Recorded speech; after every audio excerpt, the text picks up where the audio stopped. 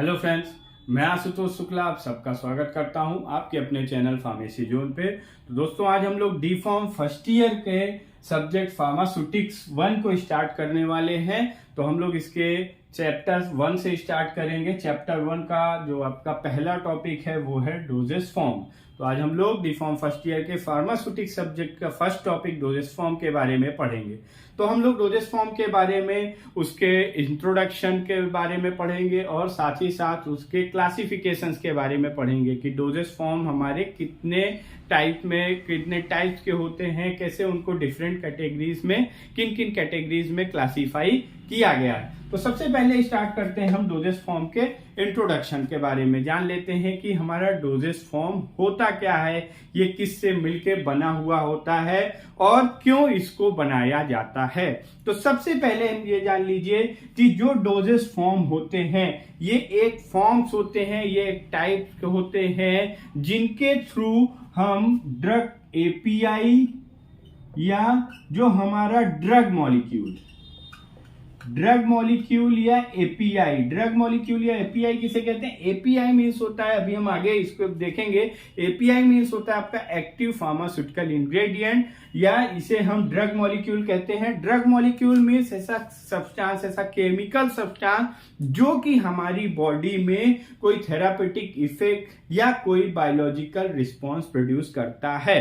Therapeutic effect या biological response किसे कहते हैं, जैसे कि आप कोई टेबलेट खाते हैं, मार्केट से आप टेबलेट लेते हैं, पैरासीटामोल की टेबलेट लेते हैं। उसको आप पैरासीटामोल टेबलेट आप क्यों खाते हैं, जब आपको फीवर होता है, यानी आपकी बॉडी का टेम्परेचर बढ़ जाता है, तो उस टेम्परेचर को कम करने के लिए हम लेते हैं पैरासीटामोल टेबलेट। तो वो जो पैरासीटामोल है उसमें, उसको ही कहा जाता है ड्रग मॉलिक्यूल।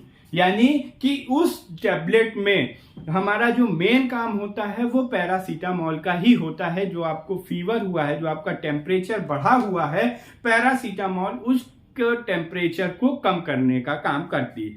तो वही कि सबसे पहला काम होता है आपका डोजेस फॉर्म का कि ये ड्रग मॉलिक्यूल को साइट ऑफ एक्शन पे पहुंचाते हैं। ड्रग मॉलिक्यूल को कहां पे पहुंचाते हैं, site of action. Site of action means कि हमारी बॉडी में साइट ऑफ एक्शन कहां होते हैं, with in the body. With in body means हमारे बॉडी के अंदर साइट ऑफ एक्शंस होते हैं जिन्हें हम रिसेप्टर्स कहते हैं। तो उन रिसेप्टर पे ड्रग मॉलिक्यूल हमारा आके बाइंड होता है और बाइंड होने के बाद वो एक्शन प्रोड्यूस करता है। तो ड्रग डोजेस फॉर्म ये एक टाइप के फॉर्म्स होते हैं, एक टाइप के सब्सटेंस के फॉर्म्स होते हैं जो कि एपीआई एक्टिव फार्मास्यूटिकल इंग्रेडिएंट या ड्रग मॉलिक्यूल को बॉडी के अंदर प्रेजेंट साइट ऑफ एक्शन पे पहुंचाने का काम करते हैं, जिससे कि ये ड्रग मॉलिक्यूल हमारा डिजायर्ड थेरापेटिक इफेक्ट प्रोड्यूस करते हैं। डिजायर्ड थेरापेटिक इफेक्ट, ये डिजायर्ड थेरापेटिक इफेक्ट प्रोड्यूस करते हैं और साथ ही साथ लेस एडवर्स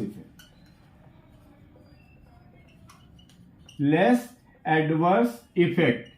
ठीक, तो ये मेन काम होता है डोजेस फॉर्म का। कि डोजेस फॉर्म फिर से एक बार समझ लेते हैं। Dosage form are the forms by which API active pharmaceutical ingredient या ड्रग मॉलिक्यूल को बॉडी में प्रेजेंट साइट ऑफ एक्शन पे पहुंचाते हैं, जिससे कि ये drug molecule desired therapeutic effect produce करते हैं। डिजायर्ड थेरापेटिक इफेक्ट का मतलब, डिजायर्ड मीन्स होता है कि जो हम चाहते हैं, थेरापेटिक इफेक्ट का मतलब कि हमारी बॉडी में ऐसा इफेक्ट प्रोड्यूस करता है, ऐसा एक्शन प्रोड्यूस करता है। इसी थेरापेटिक को हम बायोलॉजिकल रिस्पांस भी कहते हैं। जैसे कि हमने अभी आपको एग्जांपल दिया कि अगर आपके बॉडी का टेम्परेचर राइज किया हुआ है, टेम्परेचर बढ़ा हुआ है और आपने पैरासीटामोल टेबलेट लिया, उसने बॉडी के टेम्परेचर को कम कर दिया, तो इसी को कहा जाता है थेरापेटिक इफेक्ट या बायोलॉजिकल रिस्पांस। और उसके साथ साथ डोजेस फॉर्म ऐसा होना चाहिए कि वो एडवर्स इफेक्ट भी कम शो करे। एडवर्स इफेक्ट में आप देखते हैं कि आप जब कुछ ड्रग मॉलिक्यूल्स लेते हैं तो उसमें कोई भी ड्रग लेते हैं तो उसमें बहुत सी साइड इफेक्ट्स होते हैं, तो वो डोजेस फॉर्म में हमारा कम साइड इफेक्ट होना चाहिए। डोजेस फॉर्म को आप मेडिसिन भी कह सकते हैं। मेडिसिन्स भी हम इन्हें कह सकते हैं, क्योंकि आप मेडिसिन्स आप जो लेते हैं, मेडिसिन्स अभी आप D.Pharm फर्स्ट ईयर में हैं तो आपको इसके बेसिक जानकारी जरूरी है। तो मेडिसिन्स मतलब जैसे आपने पैरासीटामोल की टैबलेट लेने गए, पैरासीटामोल की हम टैबलेट लेने गए, तो ये एक टैबलेट जो लेते हैं, टैबलेट एक डोजेस फॉर्म है जिसमें कि आपका ड्रग मॉलिक्यूल मिला हुआ होता है। इसी टैबलेट को हम कहते हैं डोजेस फॉर्म। टैबलेट एक सॉलिड डोजेस फॉर्म है, अभी इसको हम आगे क्लासिफिकेशन में पढ़ेंगे। टैबलेट हमारा सॉलिड है। उसी पैरासीटामोल का आप देखते हैं सिरप भी आती है, हम बच्चों में लेते हैं, सिरप आते हैं, उसके सस्पेंशंस आते हैं, और ये होते हैं लिक्विड डोजेस फॉर्म। तो ये अलग अलग तरीके की जो मेडिसिन मार्केट में उपलब्ध हैं, इन्हीं को कहा जाता है डोजेस फॉर्म। और डोजेस फॉर्म का काम क्या होता है कि ये ड्रग मॉलिक्यूल को बॉडी में प्रेजेंट साइट ऑफ एक्शंस पे पहुंचाए, जिससे कि हमारे जो ड्रग मॉलिक्यूल है ये डिजायर थेरापेटिक इफेक्ट प्रोड्यूस कर सके विथ लेस एडवर्स इफेक्ट। ये हो गया आपका डोजेस फॉर्म का डिफिनीशन। अब इसी के साथ साथ हम ये देख लेते हैं कि डोजेस फॉर्म जो होते हैं हमारे, ये किसके बने हुए होते हैं, इसमें क्या क्या मिलकर डोजेस फॉर्म बनता है। तो डोजेस फॉर्म हमारा, dosage form is equal to इसमें API plus excipients. Dosage form जो हमारे होते हैं ये इन्हीं दो चीजों से मिलके बने हुए होते हैं। कोई भी डोजेस फॉर्म होगा उसमें ये दो चीजें होंगी, एपीआई, या इसे हम आप क्या कह सकते हैं, अपने यहां पे लिखा है ड्रग मॉलिक्यूल, ठीक, API drug molecule plus excipient. अब इन्हीं दो चीजों से मिलके आपके डोजेस फॉर्म बने होते हैं। अब हम देखते हैं कि एपीआई क्या होता है और एक्सिपिएंट क्या होते हैं। एपीआई जो है हमारा, इसको हम एक्टिव फार्मास्यूटिकल इंग्रेडिएंट भी कहते हैं। और ये जो एक्टिव फार्मास्यूटिकल इंग्रेडिएंट या ड्रग मॉलिक्यूल ये जो होता है, ये ऐसे केमिकल सब्सटेंसेस होते हैं, केमिकल सब्सटेंस होते हैं ये, या इसे केमिकल कंपाउंड होते हैं, जो कि बॉडी में आपकी जो डिजीज होती है, जो हमारे शरीर में कोई बीमारी हो जाती है, उस बीमारी के ट्रीटमेंट के लिए, यानी उस बीमारी को ठीक करने के लिए, उस बीमारी के प्रिवेंशन के लिए, ये बचाव करने के लिए कि हम ये दवा ले लेते हैं ताकि वो बीमारी हमें फिर ना होनी पाए। और डायग्नोसिस के लिए, डायग्नोसिस में कई बार कुछ केमिकल मॉलिक्यूल, केमिकल कंपाउंड का यूज किया जाता है, जिससे हम ये पता करते हैं कि हमारी बॉडी में कौन सी एबनॉर्मलिटी है, कौन सी बीमारी है। तो API is the chemical compound which is use for the treatment, prevention and diagnosis of disease, means बीमारी को ठीक करने के लिए, बीमारी के बचाव के लिए, और बीमारी को पहचान करने के लिए जो कंपाउंड्स का यूज किया जाता है उन्हें ही कहते हैं एपीआई। यानी अभी जो हमने आपको एग्जांपल दिया पैरासीटामोल का, तो पैरासीटामोल हमारा क्या है, एक्टिव फार्मास्यूटिकल इंग्रेडिएंट या ड्रग मॉलिक्यूल, जो कि बीमारी को ठीक करता है, ट्रीट करता है। आपका जो टेम्परेचर बढ़ा हुआ है, जब टेम्परेचर बढ़ा हुआ है, यानी इस बीमारी को क्या कहते हैं हम, फीवर, या तो जब हम पैरासीटामोल लेते हैं वो बॉडी के टेम्परेचर को कम कर देता है, यानी ट्रीट करता है, उसके साथ साथ प्रिवेंट भी करता है कि हमको फर्दर हमारा फीवर ना होने पाए। इसके लिए हम एक टाइम ड्यूरेशन तक उस दवा का यूज, उस एपीआई का यूज करते रहते हैं। तो हमने समझ लिया सबसे पहला और मेन कंपोनेंट डोजेस फॉर्म का क्या है, एपीआई। दूसरा इसमें है एक्सिपिएंट। अब हमारे दिमाग में यह आएगा कि जब हम एपीआई का यूज कर रहे हैं, एपीआई इसमें डाल रहे हैं जो कि हमारे बॉडी में बीमारी को दूर कर रहा है, ट्रीट कर रहा है, देन एक्सिपिएंट्स का क्या काम। तो एक्सिपिएंट्स जो है ये आपके इनर्ट मटेरियल होते हैं, ये इनर्ट मटेरियल होते हैं। आप लोग D.Pharm फर्स्ट ईयर के स्टूडेंट्स अगर इसको देख रहे हैं तो आप लोग ये टर्मिनोलॉजीज को जरूर नोट डाउन करते चलिएगा, क्योंकि आपका ये D.Pharm फर्स्ट ईयर है, तो इसके लिए आप लोग के लिए ये जो टर्म्स है इनको जानना बहुत जरूरी। इनर्ट मटेरियल का मतलब क्या होता है ये इनर्ट एक्सिपिएंट्स जो होते हैं ये हमारे इनर्ट मटेरियल होते हैं। इनर्ट मटेरियल का मतलब कि इनमें कोई बायोलॉजिकल एक्टिविटी नहीं होती है, बायोलॉजिकल एक्टिविटी इसमें नहीं होती है। मीन्स ये कोई हमारे बॉडी में बायोलॉजिकल रिस्पांस, कोई थेरापेटिक रिस्पांस प्रोड्यूस नहीं करेंगे। ये ना टेम्परेचर को कम करेंगे ना टेम्परेचर को बढ़ाएंगे। इनके अंदर अपनी खुद की एक एक्टिविटी होती है, जैसे कि ये कोई पाउडर, कोई कंपाउंड है, उसकी फ्लो प्रॉपर्टी को बढ़ा देंगे, उसके बाइंडिंग प्रॉपर्टी को बढ़ा देंगे, उसके डिसइंटीग्रेशन को, इन सब को हम आगे धीरे धीरे पढ़ेंगे। एक्सिपिएंट्स का काम क्या होता है उसको डिटेल में। बट अभी आप यहाँ पे ये जान लीजिए कि एक्सिपिएंट्स जो होते हैं ये इनर्ट मटेरियल होते हैं, ये बायोलॉजिकली एक्टिव नहीं होते हैं। ये क्यों यूज किए जाते हैं? ये हमारी डोजेस फॉर्म को, जो हमारा डोजेस फॉर्म है, डोजेस फॉर्म को सपोर्ट करने के लिए हम एक्सिपिएंट का यूज करते हैं। ठीक, क्योंकि अगर हम खाली एपीआई लेंगे, खाली ड्रग मॉलिक्यूल लेंगे, तो हो सकता है हमारा वो ड्रग मॉलिक्यूल, आप जैसे दवा को पानी के साथ खाते हैं तो वो ड्रग मॉलिक्यूल हो सकता है वो केमिकल कंपाउंड हमारा वाटर सॉल्युबल ना हो, उसकी सॉल्युबिलिटी को हम, यानी उसकी सॉल्युबिलिटी का मतलब उसकी घुलनशीलता को बढ़ाने के लिए हम कुछ एक्सिपिएंट का यूज करेंगे, जैसे सॉल्युबलाइजिंग एजेंट। अलग अलग तरीके के एक्सिपिएंट्स होते हैं, उनको अभी हम आगे अच्छे तरीके से डिस्कस करेंगे। तो अभी हम ये समझ लेते हैं कि डोजेस फॉर्म हमारा जो होता है ये एपीआई और एक्सिपिएंट्स का मिलकर, एक्सिपिएंट से मिलकर बना हुआ होता है।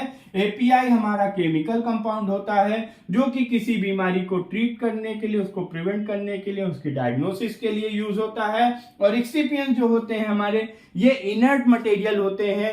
इनर्ट मटेरियल का मतलब इनमें कोई बायोलॉजिकल एक्टिविटी नहीं होती है, ये हमारे डोजेस फॉर्म को सपोर्ट करने के लिए यूज किए जाते हैं। तो हमने देख लिया डोजेस फॉर्म के इंट्रोडक्शन के बारे में। अब हम देखते हैं classification of the doses form, कि डोजेस फॉर्म को, क्लासिफिकेशन का मतलब उनको कितने टाइप्स में रखा गया, उनको कितने टाइप्स के होते हैं, किस किस कैटेगरी में। तो जो डोजेस फॉर्म होता है हमारा, इसको मेनली हम 4 कैटेगरीज में डिवाइड कर सकते हैं। सबसे पहला, according to route of administration, according to route of administration. Route of administration का मतलब होता है कि किस रूट से हम दवा को दे रहे हैं। तो रूट ऑफ एडमिनिस्ट्रेशन के फॉर्म पे भी, के बेसिस पे भी हम डोजेस फॉर्म को डिवाइड कर सकते हैं। देन उसके फिजिकल स्टेट, फिजिकल स्टेट क्या होते हैं ये आपको पता होगा, सॉलिड, लिक्विड, गैस, इसके बेसिस पे भी हम डोजेस फॉर्म को डिवाइड कर सकते हैं।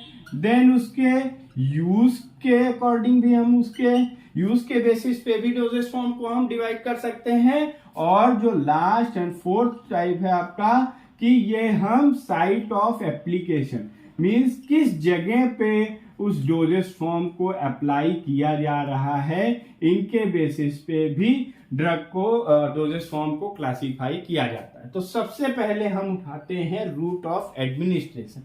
रूट ऑफ एडमिनिस्ट्रेशन का मतलब कि किस रूट, किस रास्ते से दवा हमारे शरीर में दी जा रही है। तो इसका हम लोग देखेंगे कि आप देखिए, सबसे पहले आप जो दवाएं लेते हैं, हम कोई टैबलेट लेते हैं तो उसको किससे लेते हैं, मुख से लेते हैं, मुंह से लेते हैं, यानी ओरल रूट। सबसे पहला आपका क्या हो जाएगा, ओरल रूट, ये मेन रूट है। ठीक, ज्यादातर दवाएं इसी रूट से ली जाती हैं। उसके बाद ओरल में ही होता है ओरल केविटी, ओरल रूट में ही ओरल केविटी। ओरल केविटी का मतलब आपने कि कुछ दवाएं देखी होंगी, उनको जीभ के नीचे रख के लेते हैं, यानी बिलो द टंग। जो बिलो द टंग हम लेते हैं उसे कहते हैं सबलिंगुअल। और कुछ ड्रग्स होती हैं जिनको चिक और गम के बीच में, यानी जो आपके मसूड़े होते हैं इसके और गाल के बीच में अंदर से हम लेते हैं, उसे क्या कहते हैं, बक्कल। ये हो गया, यानी ओरल मुख से हम ओरल केविटीज से लेते हैं और ओरल रूट से लेते हैं। दूसरा डोजेस फॉर्म कौन सा है, हम क्या लेते हैं, पेरेंट्रल रूट। पेरेंट्रल का मतलब क्या होता है कि जब हम डोजेस फॉर्म को इंजेक्शंस के थ्रू लेते हैं, अलग अलग तरीके के इंजेक्शंस होते हैं। आपका आईएम यानी इंट्रामस्कुलर, जब हम मसल्स में लेते हैं, यहाँ पे हाई मस्कुलर एरियाज पे हम जब लेते हैं उसे हम कहते हैं इंट्रामस्कुलर। देन आईवी, इंट्रावेनस, अलग अलग तरीके के और भी बहुत तरीके के पेरेंटल रूट्स के टाइप्स होते हैं। देन हम क्या लेते हैं, इंट्रानेसल, यानी हम नाक के द्वारा, जब नाकों में कुछ दवाएं ले जाती है नोज में, नेजल कैविटीज में, उसको हम कहते हैं इंट्रानेसल। रेक्टल रूट होता है, यहां से हम सपोजिटरीज वगैरह लेते हैं, ये बॉडी कैविटीज होती हैं। Then vaginal.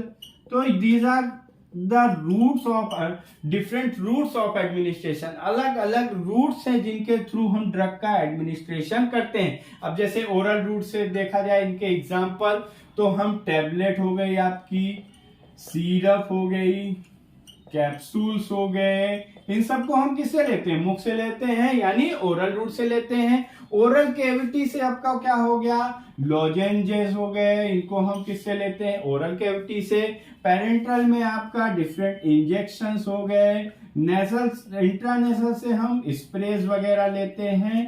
तो ये अलग अलग रूट ऑफ एडमिनिस्ट्रेशन के एग्जाम्पल्स हैं। इनके हम हम इनसे, इस रूट से कौन सी दवाएं, कौन से डोजेस फॉर्म्स लेते हैं। अब फिजिकल स्टेट आपको पता ही होगा, फिजिकल स्टेट कितने तरीके के होते हैं, सॉलिड, लिक्विड, गैस, ये मेन 3 तरीके के फिजिकल स्टेट्स होते हैं। यहां पे हम एक और बढ़ा लेते हैं, semi solid, solid, liquid, gas and semi solid. Solid का मतलब कि जो टैबलेट्स वगैरह हो गई, कैप्सूल, पिल्स, ये सब हमारे क्या हो जाएंगे, सॉलिड डोजेस फॉर्म। लिक्विड, अब जो सिरप का यूज करते हैं, सिरप वगैरह हमारी क्या है, लिक्विड डोजेस फॉर्म। सस्पेंशन है, इन सब के बारे में हम आगे डिटेल में पढ़ेंगे, बट यहाँ पे एक जनरल हम ओवरव्यू देख लेते हैं, कि इंट्रोडक्शन देख लेते हैं कि डोजेस फॉर्म होते कितने टाइप के हैं।